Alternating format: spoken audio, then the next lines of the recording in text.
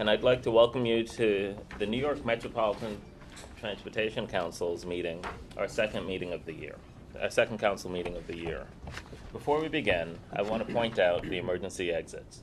Should there be an emergency, there are 3 exits. There's one directly behind you, there's one in the corner, and finally there's one on my far left. If you need assistance exiting the building, please contact a NYMTC employee. Can I ask the NYMTC employees to please raise their hands? All right, thank you. Okay, I'd like to start the meeting by asking the board members to introduce yourself. And if you're representing a principal, please state whom you're representing, starting from my far left. Good morning. This is Jeremy Colangelo, representing Executive Director Steve Santoro, New Jersey Transit.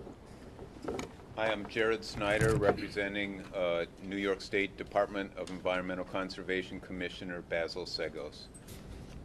Good morning. I'm Darnell Tyson. I'm representing, Good morning. My name is Darnell Tyson. I'm representing Suffolk County, County Executive Steve Balone. Okay, try again. Good morning, everyone. My name is Darnell Tyson. I'm representing Suffolk County, County Executive Steve Balone. Good morning. Gregory May, representing Nassau County Executive Ed Mangano. Doug Schutz, Rockland County, representing County Executive Ed Day. Eileen Mildenberger, representing Westchester County Executive Robert Astorino. Mary Ellen O'Dell, Putnam County Executive, representing Putnam County. Ron Epstein, New York State DOT, representing Commissioner Driscoll. Jose Rivera, NYMTC. William Wheeler, and I'm representing Interim Executive Director Ronnie Hagan, MTA. I'm Jack Schmidt, New York City Department of City Planning, representing City Planning Commission Chair Marissa Lago. Karen Summer, New York City Department of Transportation, representing Commissioner Trautenberg. Lou Venich, Port Authority of New York and New Jersey, representing our Executive Director, Pat Ford. Good morning, everyone. Anthony Carr, Deputy Regional Administrator, Federal Transit Administration, representing Steve Goodman. Gautam Mani, Federal Highway Administration, New York Division, representing Division Administrator Peter Osborne. And Matt Larita, representing EPA Regional Administrator Catherine McCabe. All right, thank you. As per NYMTC's operating procedures, a quorum of the members is present for this June 29, 2007 committee meeting, and all proxy letters have been received. Now I'll turn the meeting over to Ron Epstein, who will chair the meeting on behalf of New York State Department of Transportation, Commissioner Matthew Driscoll. Good morning, everybody, and thank you for coming here today. I think we're going to have a very informative session, and we certainly look forward to the comments from the public. I just want to make a few opening remarks. We were having some discussions out in the hallway earlier today, and this is an interesting time for the region and for the nation as a whole in terms of transportation infrastructure. We find ourselves in a position where our infrastructure, which has been one of our greatest assets as a nation and as a region, may now actually be hindering our economic competitiveness. And so we're looking for new ways for which we can basically repair and rejuvenate that infrastructure to ensure that it meets the needs for the next century and for our children's children.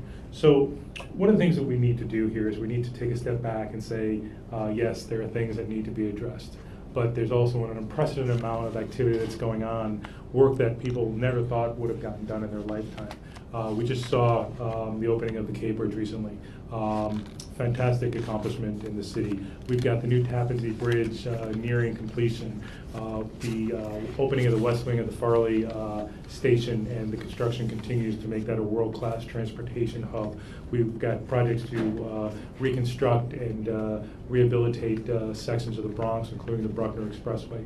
Tremendous amounts of work going on, but we can't lose sight of the need to focus on the repair of the infrastructure that keeps us going every day.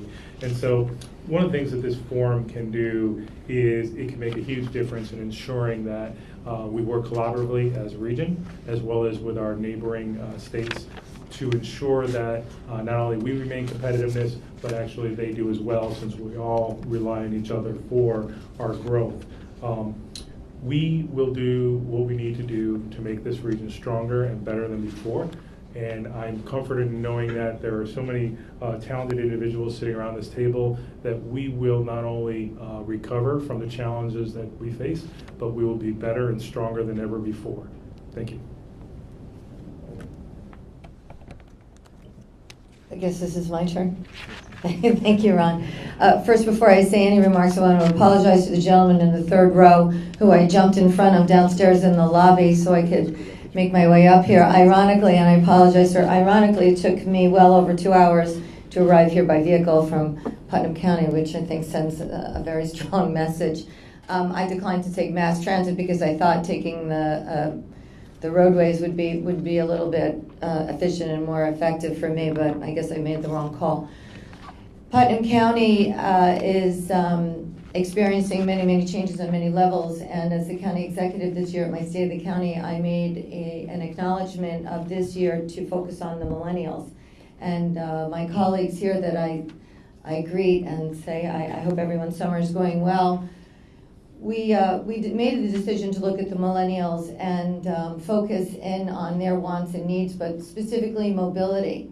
And we're very excited, I think, about the opportunities now with Uber and Lyft, which should ease some of the mobility challenges that all of us face, whether it's as workers and leaders in the community, or parents of millennials, or millennials ourselves, or caregivers, care providers, who are looking to make sure that our senior community, our veterans, are getting to the appointments and the services that they are responsible to, regardless of where you live, whether you live in the urban areas where I am, which is in the suburban areas, or the outer region, part of this region where we say where the country begins. The challenges that we face for mobility, we should all address as one unit, and I believe that Ron's message definitely stands on that.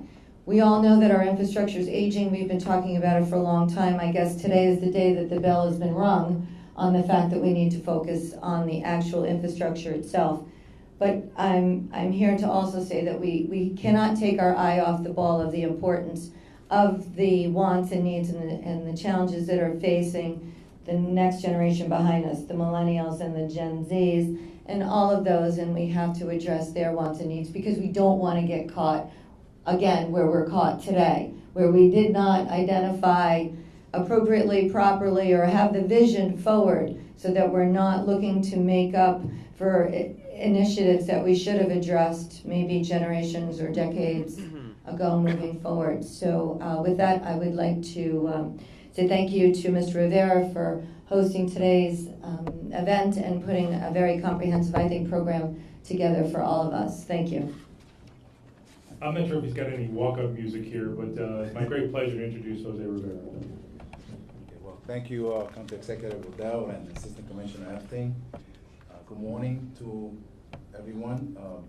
Today, we will ask you to approve, we will ask the Council to approve our blueprint for our shared transportation system over the next quarter century. The next Regional Transportation Plan for NYMTC, Plan 2045, covers all facets of transportation, including roads, bridges, mass transit, facilities, bicycle and pedestrian networks, goods movement, and transportation for those with special needs.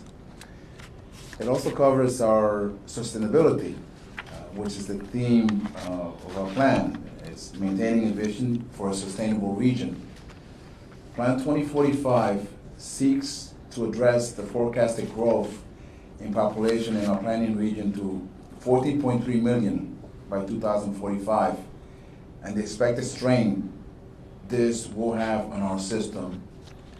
It also ensures that we maintain our existing transportation infrastructure in a state of good repair and address other long-range transportation needs such as cleaner transportation, congestion, and infrastructure enhancements that will allow us to meet the growing demands.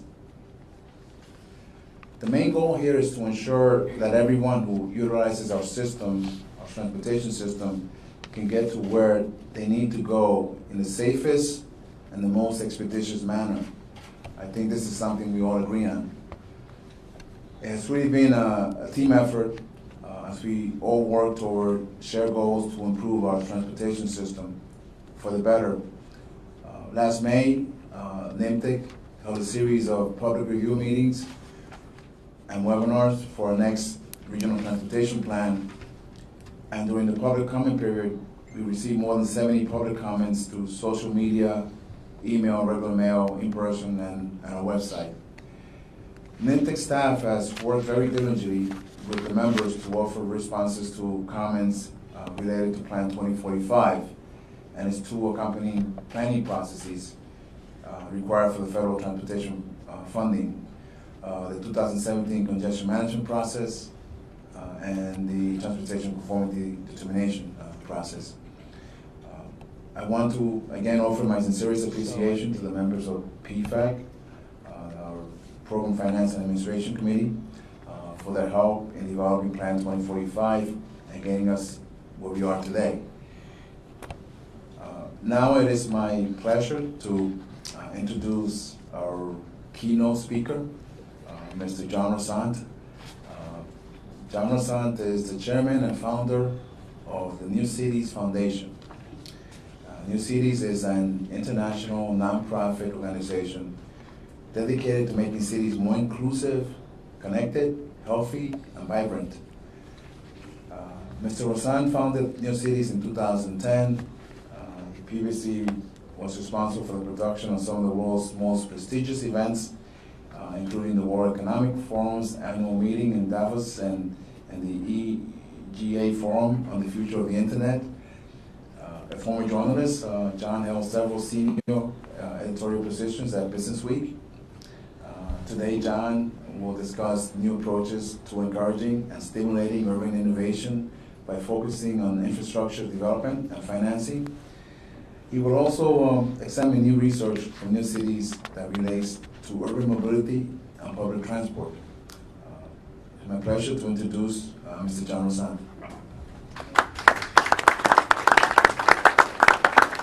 Thank you very much, Mr. Rivera, and thank you, Assistant Commissioner Epstein. My thanks to the Council for inviting me this morning. Yes, I'm the chairman of the NewCities Foundation. We're a global nonprofit. I'm a New Yorker, born in the city, but unfortunately the head office of NewCities is up in Montreal, just up the river there. And I wish it were here, but it's not. We're a young organization, and we look at the future of cities, and we want to make cities better places in which to live and work. We work all around the world on various research initiatives, and our scope of work goes from governance to infrastructure to mobility to lighting to ways to promote innovation in cities. But starting about 4 or 5 years ago, we began to focus more and more on the mobility and transportation piece. And we felt that as an institution, we had to really wake up and get ahead of all the changes and the disruptive changes that are happening in this sector, because if you think about it, of course, if you look at mobility and urban transportation, it's been a very static sector for probably a century, more than a century. Cars, subways, buses, trams, nothing much has changed except we're dealing with bigger and bigger population, increasing strains on infrastructure, etc. Suddenly everything is changing with the arrival of connectivity, connected vehicles, geolocalization, ride-hailing services like Uber and Lyft and others, and this is a global phenomenon, of course. And the electrification of fleets of vehicles, and then tomorrow, the day after tomorrow, the arrival of autonomous vehicles. So we think that this is kind of like a Copernican revolution in everything that you're doing, that we're doing. And so we wanted to get ahead of this, and we began about 4 years ago. We started a kind of internal study about the future of urban mobility, and we gathered together about 100 or 150 experts from around the world to debate it. That became a kind of annual thing that we've held in London and Tokyo. And one of the other initiatives that we took about 2 years ago was a connected mobility study task force, where we wanted to look at the impact of the Ubers and the Lyfts and other kinds of connected mobility services, the impact on public transportation and public transportation authorities. And we nominated a young man called Greg Lindsay, who's a noted expert in this field, to become our Connected Mobility Fellow. He has written a very, very interesting report, which, if I can figure this out, hold on.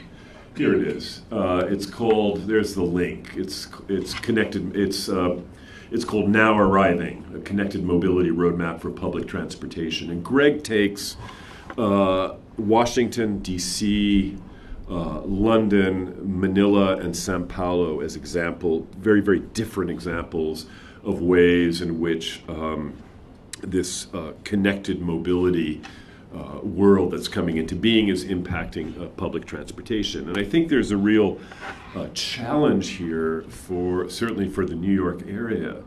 And that is, as a New Yorker, I have to say I'm deeply concerned by the state of the transportation infrastructure and transportation services in this area. I mean, last week I landed in LaGuardia. I can't remember where. I think I was coming back from Canada. And it took 2 hours to go from LaGuardia to downtown New York in traffic. And it's appalling. It's just unacceptable in this city that is the largest city in the country, a country that's the strongest economic power in the world. And I don't get the sense that things are improving too much. I think one of the findings of our study, and I urge you to download it, to read it, it's freely available, is that public transport authorities have to become more than simply operating a service. You have to interact in very creative ways with this new universe that's coming into being. And I had a look at the 2045 study. It's very finely prepared. There's a lot of good things in there, but I have to wonder about the time frame on that, I must say. And if 2045 is just a long way out, and some of these issues are now, and you have to be dealing with these in a much more proactive way, in my view, and I think in our view. Autonomous vehicles are going to arrive with a speed that I think would surprise many of us. And I think it's important for the New York area, the New York authorities, to get ahead of this. This will impact you in so many fundamental ways. And I would love to see New York, as the greatest city in this nation, become the cutting edge of how to interact with autonomous operators. I don't think there is any policy, there are any plans yet that you need to be thinking about this now. But I really don't want to be in the position of lecturing you. You know your work much better than I do. But it's happening, it's arriving, it will impact this city. And I think, the autonomous technologies are largely here. We could deploy them tomorrow or the day after tomorrow, including, autonomous trucks and things like that for goods delivery and logistics. So much of the debate around autonomy has to do with the regulatory piece. And I think it's important for all of you to decide what kind of mobility world do you want in the future here in New York. And it's important for you to lead the discussion and not be led by it. I don't think it's probably good for this area to be blindsided by new operators like Uber or Lyft, or let's say tomorrow subscription services for autonomous vehicles, which I think is going to be one of the big models going forward. Let's set the standards for the world that we want. And that's, by the way, the message that we're hearing from outfits like Google, which of course is investing heavily into autonomous vehicles. They say, we have the technology, we're waiting, we want to understand what the regulation is. And up until now, New York State, I don't think, has particularly progressive regulation when it comes to autonomy and new kinds of vehicles. So let me just see if I can click on this link. Oh, no. Okay, I'm not going to press help there. I'll just press OK. Yeah. Yeah, that's it, yeah. Yeah. Mm-hmm. Yeah. So here's the study, and as I said, how do I, is it, just to click this one? Yeah, you can just. Oh, okay.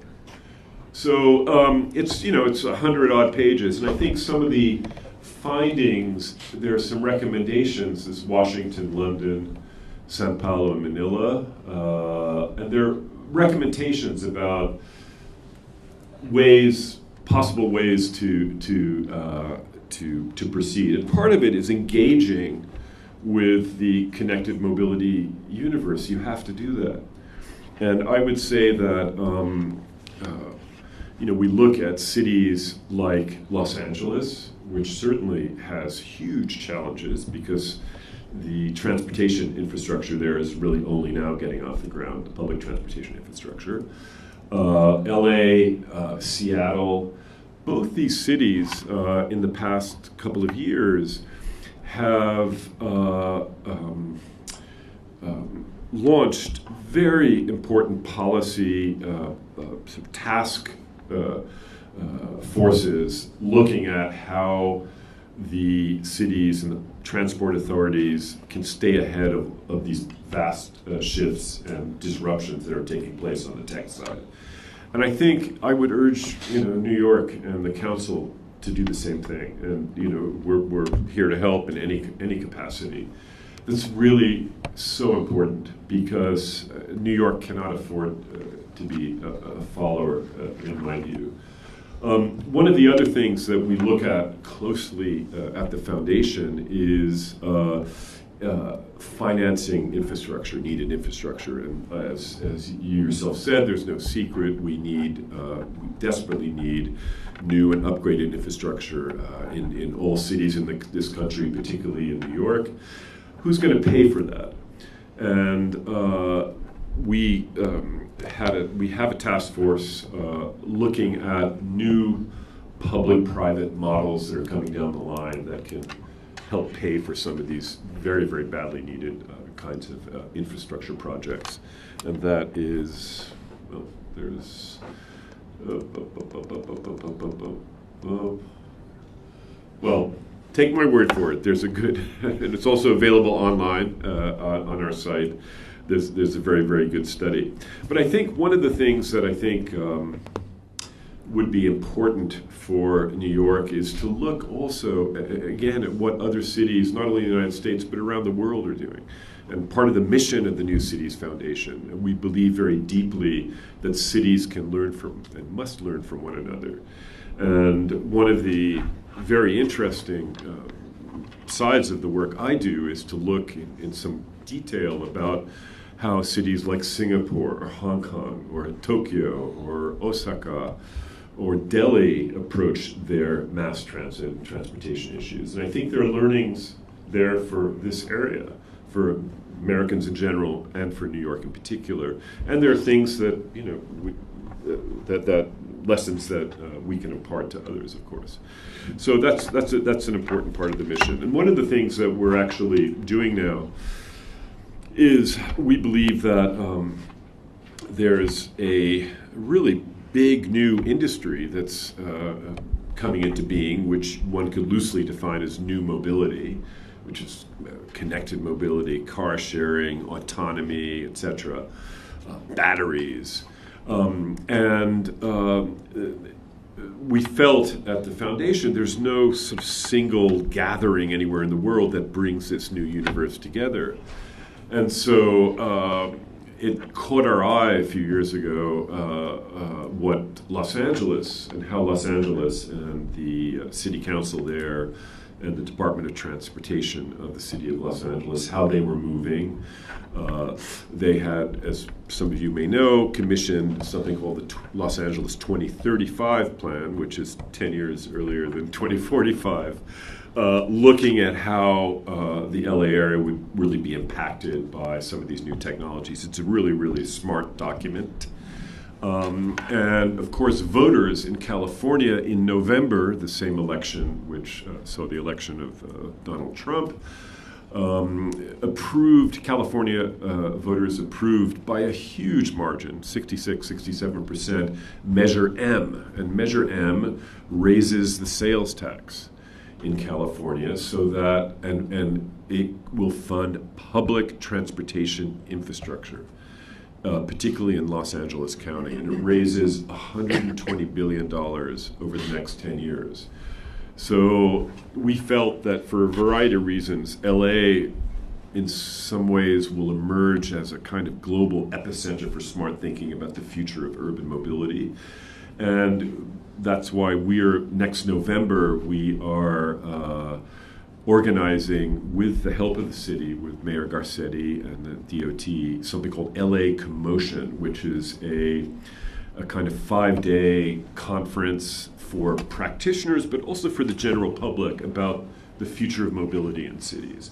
And we hope, I'm sure there'll be a lot of people from New York there. There will be a lot of people from around the world. There's a great deal of interest in what's happening in Los Angeles, and sort of by extension in New York and other cities. Sometime it would be nice to organize a similar event here in New York and gather thinkers from around the world. I want to look at, it's going to be a little bit hard, but I urge you, let me just get some of the findings up. I'm sorry. Yep. Well, I urge you all to read it. It's a very smart document, and please do download it, on both sides of this room. Again, we think that, infrastructure obviously is a huge part of the problem, and how to improve it, how to maintain it, it's essential, obviously, for this city. But as important is how you interact with the new entrants in the market, the ride-hailing services, autonomous vehicles, etc., which are very, very, this is tomorrow. And you absolutely need to be thinking about that today. And obviously, Madam, you are beginning, I think your approach looking at millennials and Gen Z is probably the right one, and their needs and aspirations. So I'm happy to take some questions. I don't want to drone on too much longer. So thank you so much for your time and Sure. your comments. And I would like to open it up for comments by the members. But I want to start off with one question for you. So I've been doing this a long time. Actually, I had a full head of hair when I started this. And I had a daughter, but that's not the story. The thing that I've always struggled with, and maybe being up north, you can see what the difference is there. But transportation, when you ask people what's important to them, transportation is always at the top of their list. But in terms of the agenda for the nation, in the list of the top 10 priorities, it's number 26. So what can we do to elevate the profile of transportation in this country and in this region, so that it does become something that people want to pay a little more attention to and make more investment in? Well, if I knew the answer to that, I would probably not be here. But I think a lot has to be done. You're right. I think it is of primordial importance. But somehow, I would love to see, federal authorities really say up front, this is one of the top issues affecting the nation. Because it affects the nation as a whole, I think. New York is a gateway city.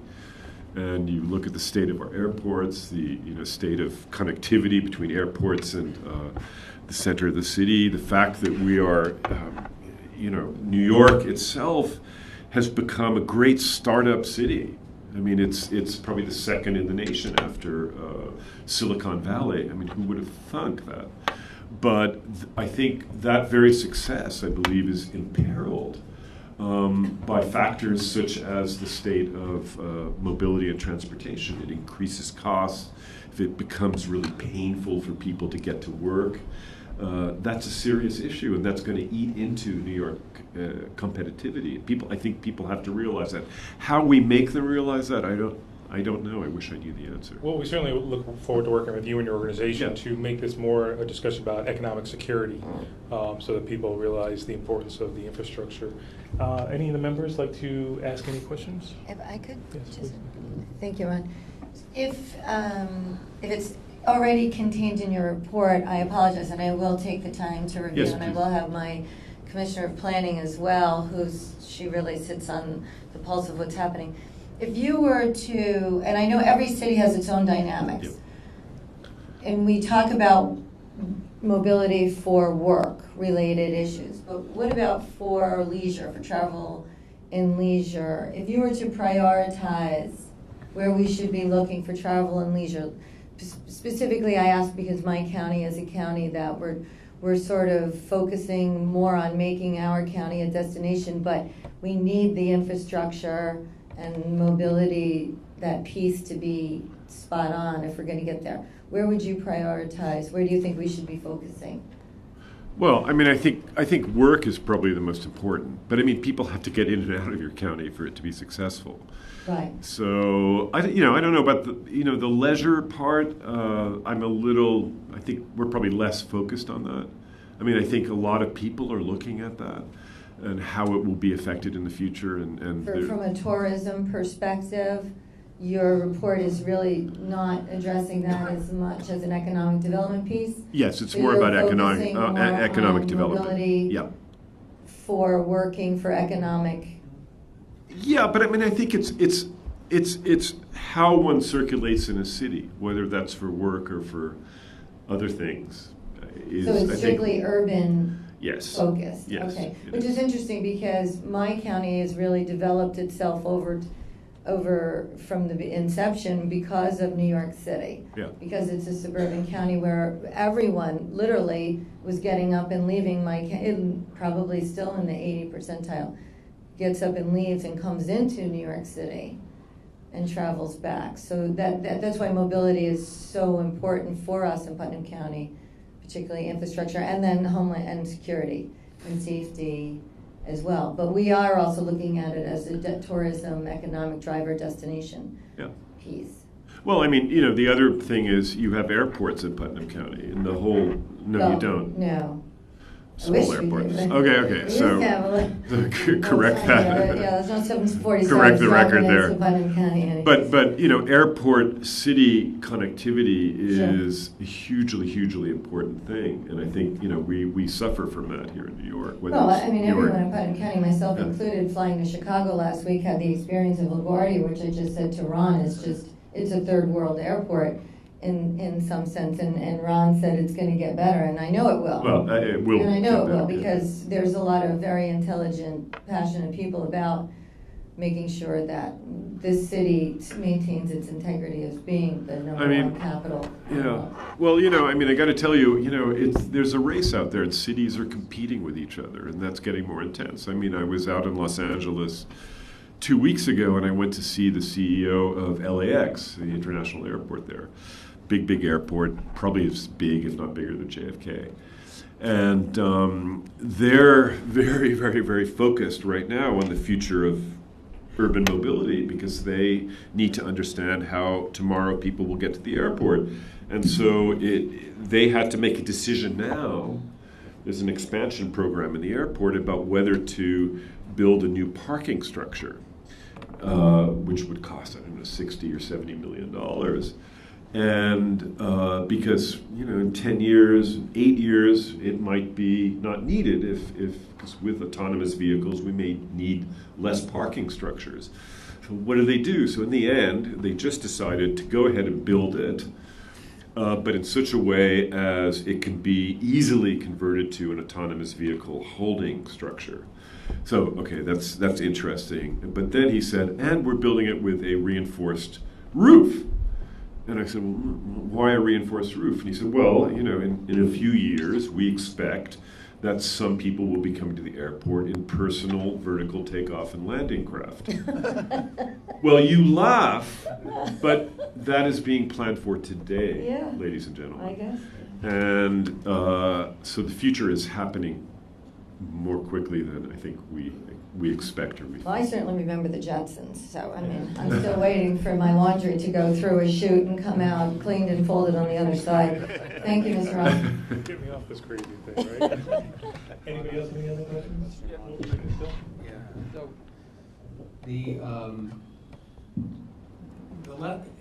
can you describe a little bit some of the lessons you're learning from the other world cities about at least keeping pace with technology, if not anticipating it?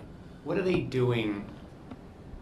And it's so rapid, and it almost overtook us in the last 5 years. That, I mean, we've had discussions. There's been discussions about autonomous vehicles, or there's been discussions about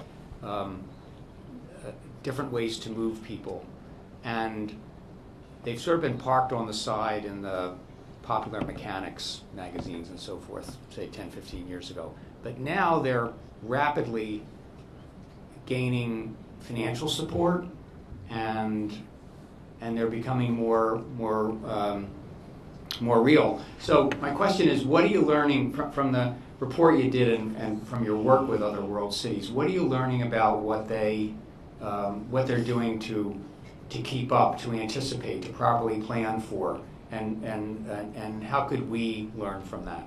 Yeah, that's a good question. Well, I urge you to read the report, but I think that, look, I think London in particular, which is one of the cities that we studied, they Transport for London, which is, I guess, the MTA of London, are doing, very interesting, innovative links with certain private sector operators. They're looking at new ways to finance new projects like the Crossrail projects across London. So I think it's quite innovative. You should be looking at that. You should be looking at the way other cities solve and deal with their transportation issues. Rather than kind of always being in a reactive phase. It would be so terrible, I think, for the New York area to get into this kind of downward spiral of declining ridership on the public transport facilities, huge maintenance issues, Uber and Lyft's clogging up the streets, and that's been a real contributor, by the way, to congestion here in New York, is the fact that people aren't using your subways, but are calling up an Uber. I do, myself, sometimes. I mean, I'm a big user of the subways, I hasten to add. But the ride-sharing operators are clogging up the streets. Do we want more of that? And, what happens? Buses can barely move, so these are really real issues here. And look, as you said, I think every city has a sort of different profile, different needs, etc. But now is the time to innovate and experiment. And I would love to see New York City, New York area become a leader in that. I mean, you cannot afford to be a follower. We have to lead the country in this, and I don't see that happening. So maybe I would say, call to action a little bit. I have a question with the Fed, sort of a similar question to Mr. Wheeler's.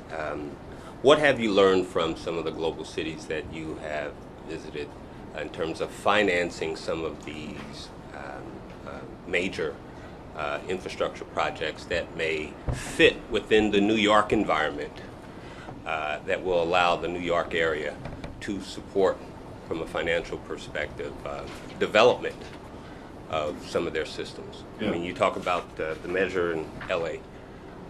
Don't know if that'll pass here in New York, but are there any other 3P type models that you've come across that may work well in this environment, or something else, from your opinion? Well, I mean, thank you. That's a really, really good question. I think some of the models that from Asian cities are really, really good ones. I mean, if you look at Tokyo or Hong Kong in particular, the public transportation lines are privately owned. I mean, they're private companies. Tokyo, I think there are 5 different metro companies, and it's an enormous system, and probably the largest in the world. It's the most populous city in the world. Runs like clockwork. It's incredibly clean. It's economical. You know, the delays are measured in seconds rather than minutes when there are delays. It is very, very impressive. And by the way, all the companies are profitable. So what are they doing right? Well, one of the things that I think they're doing right, but again, it's a Japanese and an Asian context, is that the operators are allowed to commercially develop stations. And that gives them a profitability that can then help finance the public mission of moving people, moving citizens around. So, you know, is that a model we can experiment with here in the United States or here in New York? I don't know. But it certainly works really, really well. And anybody who's been to, you know, any big Asian city in sort of North Asia it's really, really quite impressive. And there's also, by the way, you know, there's, it's not only that, but I think one thing the Asians and also the Europeans do very well are policies that promote biking. New York is a great biking city, you know, except when it snows in the winter, perhaps, or it's really, really hot in the summer. But it's, you know, it's comparatively flat, etc. You know, there are bicycle lanes, but it's pretty treacherous out there. So I think we have to experiment with new kinds of, you know, biking will increase. Absolutely, there's no question about it, and people like it. It's a way to be healthy. It's a great way to get around. I use city bikes all the time. But, you know, it's dangerous. And I was just a few weeks ago actually in Japan, and in Japanese cities, in the Japanese city I was at, called Fukuoka, in the southern Japan, they have very, very, very broad bicycle lanes on the main thoroughfares that serve for pedestrians and for bikes, and they somehow, you know, they don't run into each other, and it really, really works well, and it creates just a much more pleasant kind of city. I'd love to see that happen here. But biking is something, you know, again, I think New York has to grapple with. City bikes are great, but, you know, the bike sharing 2.0 doesn't involve fixed stations, as many of you know.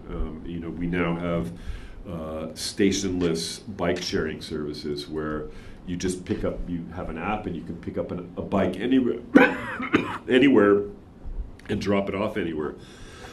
And I think that's probably going to be the future rather than the fixed type of city bike stations. Any other questions? Yes.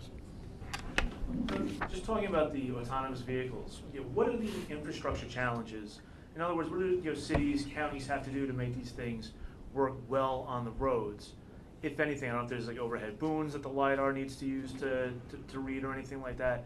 And then, you know, assuming there are such infrastructure needs, are there any models to pay for it? You know, utilizing the P3. You know, if Alphabet is going to have their Waymo, how do we get them to foot some of the bill so that their product, you know, works well on our streets?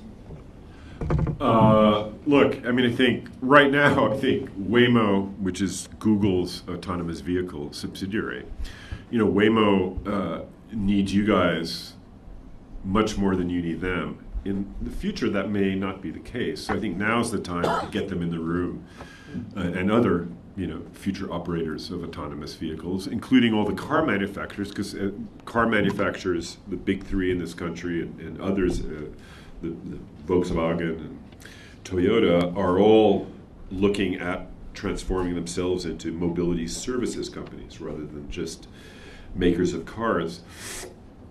They have to be part of the conversation, I think. So I don't know which way it's going to go, but I think now is the time to set intelligent regulations so that, again, you plan for the world that you want. You don't want to let them do it for you.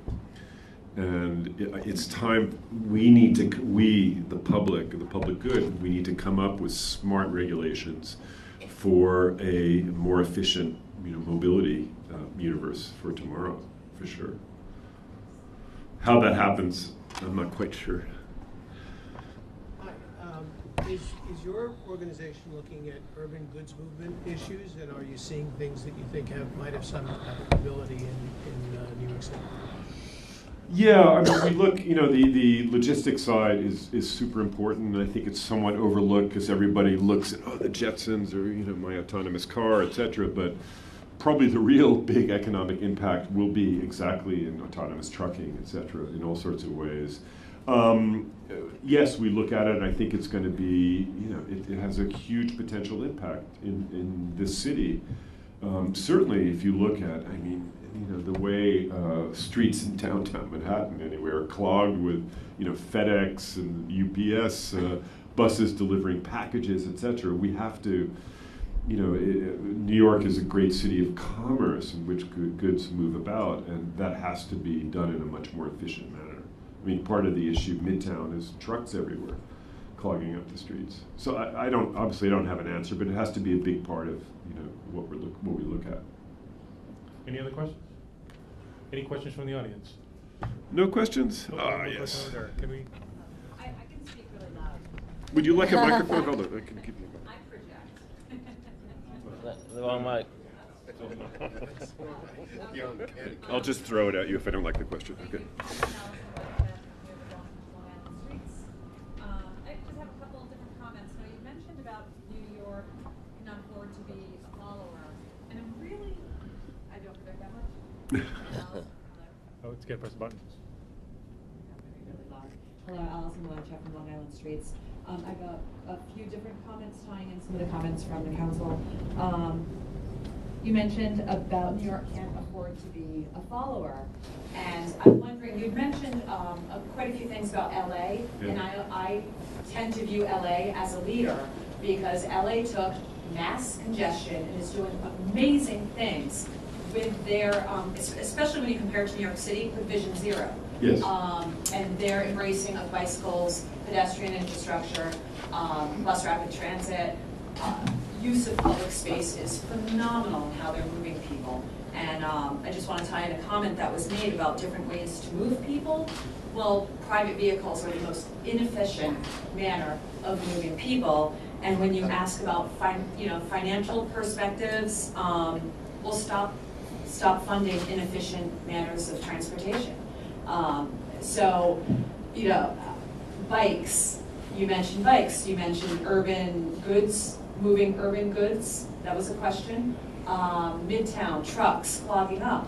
Well, let's get the trucks out and let's legalize e-bikes in New York so that we can use e-bikes for cargo. So there are so many innovative things, and these are things that, this is not revolutionary. These are things being done in many of the countries that you visited. So a lot of this conversation is the dominance of vehicles, and this tends to happen. And coming from Long Island, this definitely tends to happen. And just one of the things that are going to get in the way of Mangano's office even considering autonomous vehicles is the fact that we have people, bicycles, buses, and outside of New York City, we have the largest amount of pedestrian fatalities in the state. So the conversation is so vehicle dominated. Can we level the playing field for the New York area so that people from Putnam County don't find it more convenient for them to drive here? Convenient for who? For you. Yeah. What about the millions of people here? You should be taking a train. No, I was looking at I wasn't looking at convenience, honestly. I was looking at efficiency for time. That's what I was more focused on. And that's part of the problem with our transportation. It loops back into this transportation dilemma that we have here. So, I'd like if you could comment a little bit more maybe on the future and how you can see New York being a leader and not a follower, and where bicycles, buses, pedestrians, mobility, access for people who have access needs. That's left out of this conversation. That's an important part of our workforce, as well as there's a lot of cultural barriers as well. How much time do we have? I would make one comment, and that is when you talk about leveling the field, I mean, I'm all for that, but, you know, Putnam County, you know, the percentage of car ownership is massive there. People need cars. We don't need cars, particularly here in Manhattan. So how do you make it equitable so that, you know, our friends in Putnam County aren't kind of discriminated against? You have to make it, and I think, thank you for pointing out about LA, because I do think that they're experimenting with all sorts of really interesting you know, ride-sharing programs to promote ride-sharing. There's some very, very interesting startups now in the Los Angeles region that have electric car-sharing electric vans, which I think will, and they're connected so that it provides incredibly efficient service without any damage or any significant damage to the environment. And it's a really great way for people, an economical way for people who live, let's say, 40 or 45 miles from their office to come into work every morning without using their own car. So we have to promote things like that here in New York. I don't know how New York becomes a leader. I mean, New York has, you know, we have the best brains in the world and the resources, and we need to find a way. But it's not only a city challenge; it's a state challenge in Albany, and it's, you know, it has to be also working in concert with our friends in the federal government. I want to thank you for your time today, Thank you. John. I mean, this has been great. I mean, your enthusiasm, the dialogue you've generated here today. We're very thankful that there are people like you in this field who continue to push this issue forward. Thank you. So thank you so much. Thank you. Please, Thank you. Thank you very much. Now let's turn the agenda over to County Executive Odell. Thank you, Ron, and yeah, thank you. That was probably one of the more interesting conversations we've had here. Mr. Rivera, thank you for choosing our guest speaker today. I do just want to take a second to the young lady from the Long Island Streets group. In my studies before we were preparing for the year of the millennium and being the mother of 2 millenniums, I can tell you that they don't want cars. They absolutely do not want cars. So we are trending in that direction, absolutely. But because of the landscape and the dynamics and the relationship geographically from my county to where New York City is in relationship, or White Plains, Lower Westchester, we sometimes we are forced to, we're now, instead of 4 cars in our driveway, we're down to 2, if that helps you out. And for a whole host of reasons, monetary being probably fiscally the most important one right now with all of the costs affected to it. So I applaud your note on that. So we're moving on to our public participation piece. 15 minutes of this agenda has been set aside to hear from those of you who have registered to speak today, and we're here to hear you during that allotted time. We do ask that each registered speaker limit their comments to no more than 3 minutes so that we can hear from as many speakers as we can today. If you have printed versions of your statements, whether you speak or not, we'll take them and we will enter them in the record and share with the members. When I call your name, please do use the microphone that is in front of the stage, which I'm assuming is the one that's in my hand right now. Is that? Oh, we're going up to the podium. Okay. Redirection. For your speaking, you can use the podium that's been provided here. I have Neil Weissman. Am I reading that correctly? Complete. You got it perfectly. Complete George. Welcome, Mr. Weissman. Okay. You don't have a presentation, right? No. I don't think it's It's gonna minimize this. Go ahead. Okay. Executive Odell, thank you for the opportunity to discuss cycling across the George Washington Bridge as a means to draw down demand on the Midtown bus terminal. The problem is detailed in the Port Authority's Trans-Hudson Commuting Capacity Study, as are criteria for solutions. Cycling across the GWB meets those criteria. You have extended remarks and online at completegeorge.org, latent demand. It will serve a bus market. 29,000 Bergen residents commute by bus, or 30% of PABT total. It's competitive on cost and travel time. Cyclists comprise all income groups, while 40% of bus and 80% of ferry commuters earn $100,000. The bike commute from Fort Lee to the Midtown Terminal takes 54 minutes, the same as bus, but cyclists get a one-seat ride, while 90% of bus riders also walk or subway. It's operationally and politically feasible. Manhattan already has a robust cycling infrastructure. A grid across Bergen would cost a few $1 million. Both states' master plans feature cycling infrastructure. 170 organizations, businesses, and public officials have called for wider paths, including New Jersey gubernatorial candidate Phil Murphy. It enhances resilience against transport outages and improves sustainability. You offset latent demand by offering a safe, healthful, millennially attractive commute to the 50,000 Bergen commuters who don't bus now, but who might with improved service. There's immediate and durable impact. New capacity would be online by 2020 and through 2100.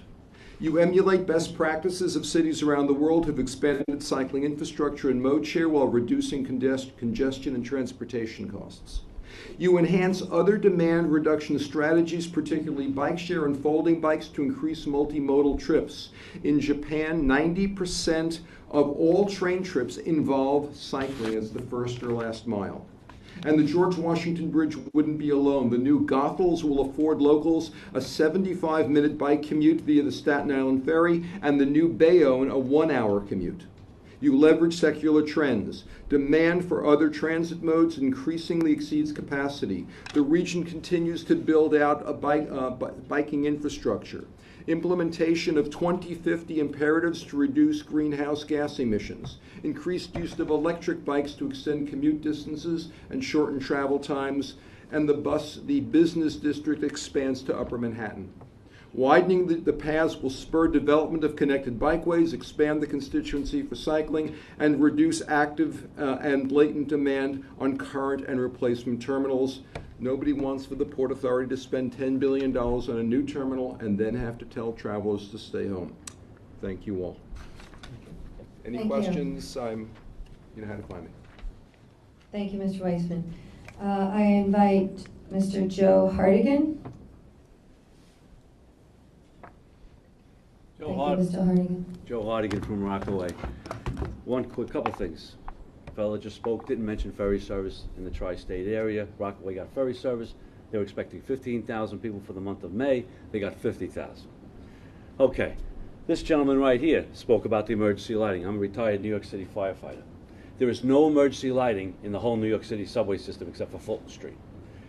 In a public place of public assembly, that's 75 people or more, bar, restaurant on the first floor, 75 people or more, there has to be emergency lighting. What I mean by emergency lighting on, if there was a problem in this place, a fire, power went out, those lights would stay on for 3 hours and mark the way out. You take a look at the things that have happened in the subway, people are using their cell phones. If you could spend $4.2 billion on the Fulton Street train station for ugly looking structure and you can't put in emergency lighting, someone should go to jail. Now, carbon monoxide is a byproduct of fire. Less than 3% will kill you. It's heavier than air. The whole subway station will fill up with carbon monoxide. You have electrical fires. Carbon monoxide is so dangerous, a kid could be dead on the floor and you could be standing in the same room. For any of you people to discuss anything about spending money on structures without first making the place safe. One of the number one terrorist targets in this city of New York is the subway system, and you've done nothing to make it safe. Thank you. And you should have taken the train. Yes, I know. I said that when I arrived. Thank you, Mr. Hartigan. And you know what your point. Listen, I have been riding the rail since I was a kid who grew up in Putnam County, so that I could go down and see the Madison Square Garden shows that I was sneaking away out the back door from my house from my parents. So you don't have to tell me about what the rail means to us in Putnam. But I appreciate your concern. And as the county of first responders, Putnam County is the home of many FDNY and NYPD and Port Authority. We do hear you when we talk, and I have mentioned this, and I've been on the record many times about making sure we integrate safety, homeland security, and focus on it as much as we do about the pretty or ugly designs, whichever way you perceive architecture. regardless of where you're coming from. But you're absolutely 100% duly noted and absolutely 100% correct. And I appreciate your comments. I invite Randy Glucksman to... Randy, welcome. Thank you. Yeah, I guess I wear different hats, but I'm represent as a good afternoon. First of all, thank you for having me here. I'm the Rockland County representative to the Metro North Railroad Commuter Council and the chair, one of 3 councils that are part of the PCAC. I'm also first vice chair, but I'm speaking to you as a Rockland County resident. I was introduced to the Lower Hudson Transit Link proposed routings, LHTL, for those who don't know, at the I-287 open house, which was held in Nyack on October 19, 2016. At that time, I expressed my dissatisfaction with the proposal to route all peak hour Tappan Zee Express buses to White Plains rather than to operate it the way the current service is running now.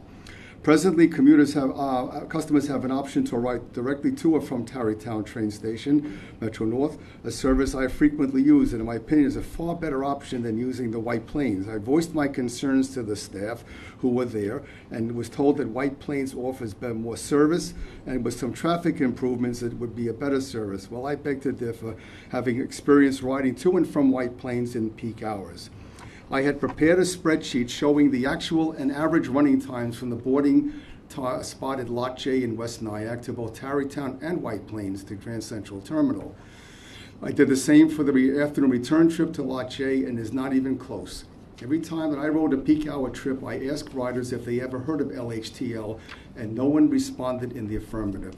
I then gave them a quick synopsis of the proposed routing and that it would replace the existing Tappan Zee Express service probably at the end of 2019. When I asked the question, would you go to White Plains with an express or to Tarrytown via a local bus, almost always the answer was they would not ride to White Plains and they would seek other options. None were impressed that there was more service from White Plains. The spreadsheet and report were mailed to Kevin Novak, Dan D'Angelo, Jerry Bogaz, Angelina Foster, and Mike Giardino, who I saw earlier, and Michael Schaefer. What I said at the various public meetings that I attended since then is, you are taking something that is not broken and breaking it. Rockland County's elected officials support the continuation of peak hour express service to and from Tarrytown. We are talking about 10 morning and 5 afternoon runs. Again, I have to say, you are taking something that is not broken and breaking it. Thank you for your time. Thank you, Mr. Glickham. I now invite, what I have is the last registered speaker, and that would be Allison from the Long Island Streets. You waved your time, you said. Well, thank you for your comments earlier, and I'll turn this meeting over now back to Mr. Epstein. Thank you, everybody, and I want to thank everybody who provided their comments. They will certainly be noted and entered into the record. What we want to do now is we want to start moving into some of the action items. The first action item is the acceptance of the February 22nd, 2007 meeting synopsis. First question I'll ask is if anybody has any questions or comments on those meeting minutes. Hearing none, I'll ask for a motion to accept the February 22nd, 2017 meeting synopsis. Can I have a aye? Sure. A second? Second. Yes, second.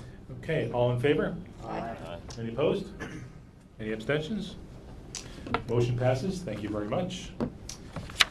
Okay. The second action agenda item is the resolution of 2017-5, adoption of the federal fiscal year 2018 to 2045 Regional Transportation Plan and related congestion management process status report. I would like to ask Mr. Jan Khan to introduce the resolution for adoption. Thank you very much. Good afternoon, everyone. I'm Council Co-Chair, Secretary, Council members, representatives, and our Executive Director. I'm really elated to be standing here today to present to you Resolution 2017-5, asking for your adoption of the 2018-2045 Regional Transportation Plan, which we're calling Plan 2045, and the Congestion Management Status Report. Today's resolution actually represents the culmination of years of hard work by the members and staff with lots of guidance from our federal partners, FHWA and FDA.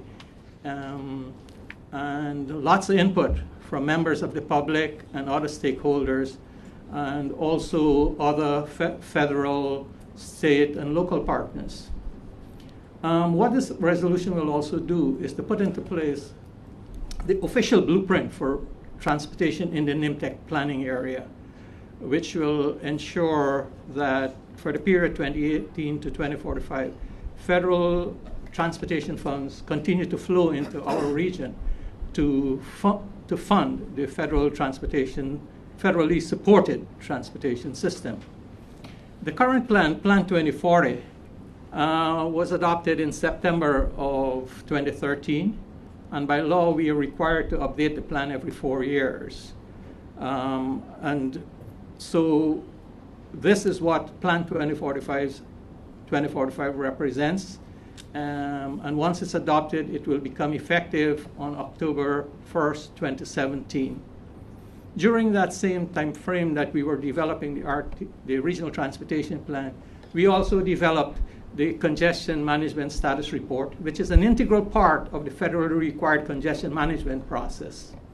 Both of these documents are in conformance with the federal regulations as included in the FAST Act and the Metropolitan Transportation Planning Regulations. On June 27th, the Program Finance and Administration Committee adopted Resolution 449, recommending to the Council the adoption of Plan 2045 and the Congestion Management Process Status Report. And so, with Resolution 2017-5, I'm asking the Council to adopt Plan 2040, well, to adopt the resolution so that the adoption of Plan 2045 and the Congestion Management Status Report could be in place, and also to ensure that once they're adopted, that they're transmitted to our federal partners in a timely manner. So with that, I'm asking for your adoption of Resolution 2017-5.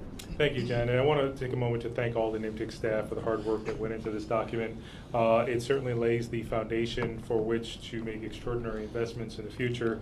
And while I have the opportunity, I'll just make a shameless plug to our federal partners that to the extent that there's any infrastructure investment initiative that moves forward in the near term, this region is prepared and ready to implement, and this document certainly lays out the projects that could be funded through such an effort. So with that shameless promotion passed by, I want to basically make a motion, ask for a motion to adopt the Resolution 2017-5, which is the 2018 to 2045 Regional Transportation Plan and related Congestion Management Process Status Report.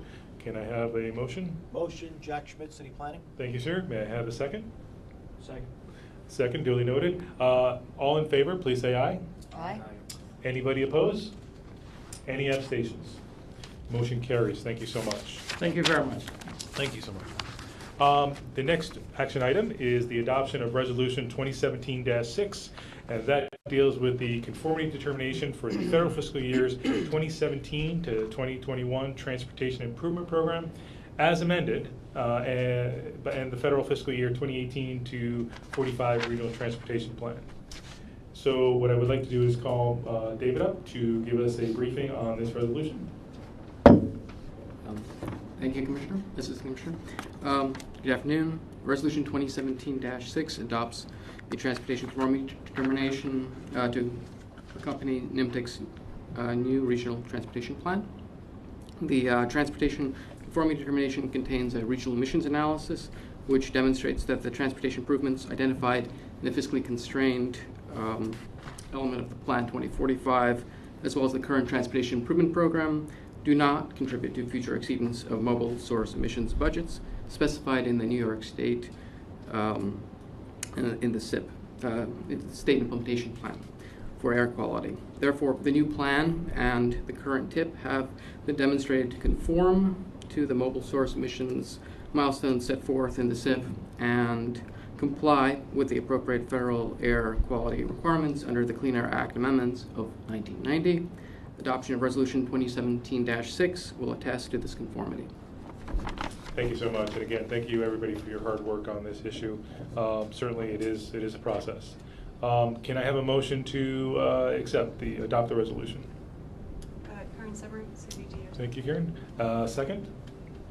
Second. Thank you so much. So basically, on the motion to adopt Resolution 2017-6 regarding the Transportation Conformity Determination, can I have ayes?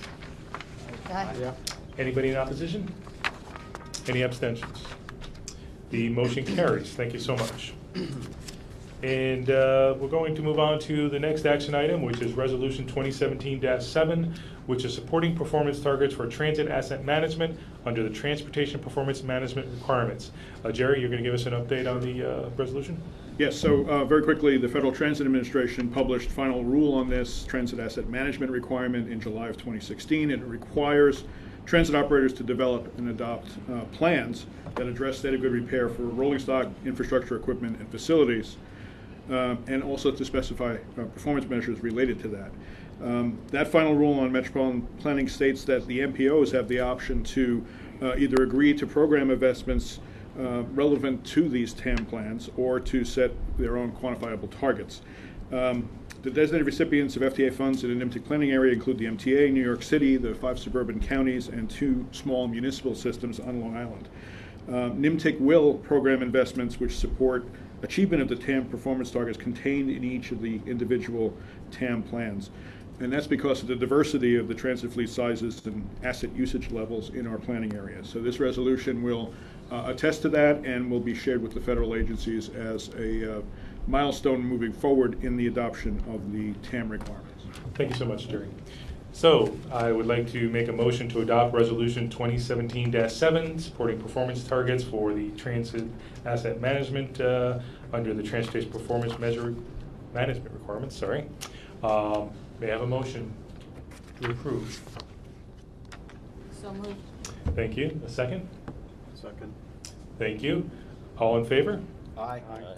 Any opposition? Any abstentions? So with that, sorry. Can I say something Yeah. before we finish? Sorry, before we finish. Yeah, so just before we adjourn, I think that's the next action. I just wanted to indicate that we've adopted a long-range plan today. And to continue to remain relevant, the plan has to be nimble. And we've already started among us thinking about not only the next plan, about how do we recognize continuing developments that are occurring daily in the transportation system all over the region. So while there's a long-standing effort and a long-term effort that's required to develop the plan, it's incumbent on us to continue to make it to be nimble and cognizant of the conditions that we're facing day by day as the transportation network and demand changes and so forth. And so we've adopted the plan today and we're already working on the next one. Thank you, Bill. So I do want to again thank everybody sitting around this table for your dedication and your commitment to this region and making it the most competitive it could possibly be. I want to thank everybody who's here today and the NYMTC staff for all their efforts for making today very successful. And with that, unless there's any new business, I'm going to ask for a motion to adjourn. Motion to adjourn. Second? Second. All in favor? Aye. I doubt there's any opposition, but any opposed? Thank you so much. Motion carries. Thanks, Ron. Thank you.